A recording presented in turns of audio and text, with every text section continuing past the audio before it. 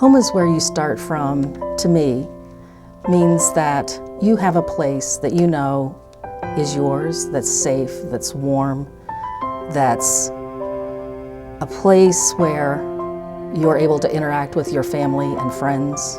It's a place where you learn, when you first learned, where your first home was. I'll be down and depressed in here in this shelter because I'm just like, this situation is just all new to me. But when I see my baby, he just brings the biggest smile on my face ever. So like, that's my fun right there. I love that baby.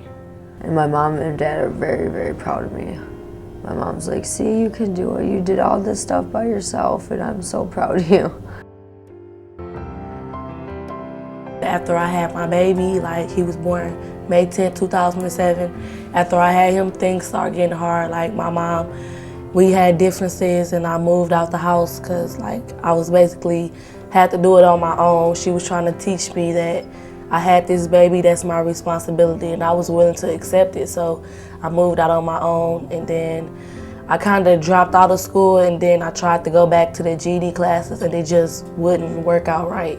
So I just was like, forget the school thing, I'm gonna work my way through this and then go to school later, even though that was the wrong thing to think at the time. My sister, on the other hand, financially she pulls a lot more than she should have to, as far as if the kids need shoes. My vehicle's not really reliable, rides. She's taken my kids to the hospital for me, like medical-wise. She's like their surrogate father almost. I mean, she pulls a lot of weight. When residents come to the shelter, that is their last resort. And to see them build from that, to know that you can help them and to come up beyond that and with a job or through another housing program or whatever it may be. And it helps build self-confidence, not only in the parents, but it actually helps show the children too. A couple months after that, I got kicked out because, I don't know, she decided she didn't like him and she kicked him out. And I ended up, and then because I went back with him, she ended up kicking me out, and I didn't know anybody down there, so I was actually homeless for like a long time. We moved in with a friend of his, and for a while, because we were trying to get into the shelter that took families, like they would take both of us and the baby. And we were still waiting, so in the meantime we were staying with him. And my boyfriend started doing drugs really bad. And I got really depressed and all that stuff. Because I didn't do them, so I didn't want to be around them. I didn't want my kid around them. A lot of times, the first thing we do is we make sure that everybody applies for ICS, Integrated Community Services Housing Voucher Program, and Salvation Army's Transitional Living Program, and Forage Services. When we get somebody in, they will, if they came from Freedom House, maybe if they came from Golden House, they will already have been signed up for their Housing Choice Voucher. Sometimes we get clients who aren't eligible for the Housing Choice Voucher, and then we have to explore some different options with them. The Housing Choice Voucher Program plays an important role within the continuum. For an example, if someone has been in emergency shelter or transitional living, they may be ready to move into more permanent housing, and the Housing Choice Voucher allows them, with a small subsidy, to be able to do that. And stable housing, as we know, is a very important component for someone to be able to then address all the other issues that occur in their life. The program I administer is the Housing Choice Voucher Program. This is a federally funded program that is filtered through the state. Integrated Community Services is contracted through the Brown County Housing Authority to administer this program in Brown County. With the current funding, we could afford to fund roughly 3,000 vouchers at any given time. And those are 3,000 families. The first step in the process is to submit an application, and it must be a complete application including proof of identity for all the household members and proof of preference. The waiting list is assigned according to preferences. When the full application is received, we would do a background check, including background screening, looking for items of eligibility and items of ineligibility. If the family is determined income eligible and eligible as far as their background, then they'd be placed on a waiting list. The waiting list right now is 9 to 12 months long.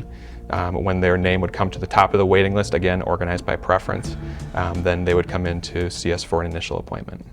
Yeah, I just got my voucher, so I'm really excited. I'm just having a hard time finding apartments because I don't want to be too picky, but I don't want to just move into like a place that's going to be like a dump, you know.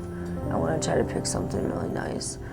Most of the families that we see, in my estimation, are people who are living independently at the time that they are admitted to the program. People who may be in school, people who are currently working. We have a lot of single parents that start in our family that are just having trouble making ends meet, and our program can be a good bridge to help that out. We do have families who are doubled up. When we see people doubled up, they're generally too many people living in one unit. When I got here, the place was just, it was small. It was really small, and I couldn't deal with it because, like I said, my mom was there, my dad was there. Not my real dad, my stepdad. My sister that's 19, she has a baby. She's there, and my little brother and sister, and then my sister's boyfriend. And it was just too much. If I know where we're gonna lay our head at night, and they know, then they don't have that. Maybe not in the same form because they're younger, but it's got to be stressful and stuff for them to feel that too, like, are my friends gonna see me if I come out of this shelter, or, you know, are we gonna have to leave because my mom gets in a fight with her friend because we're taking up too much of her space. Like, I got into arguments with my sister because it was like, it's her house and it's her way. But it's my life and my kids too, and it's like we would bump heads sometimes, and it was, overall, I think the biggest part of it was just too many people in too small of a space.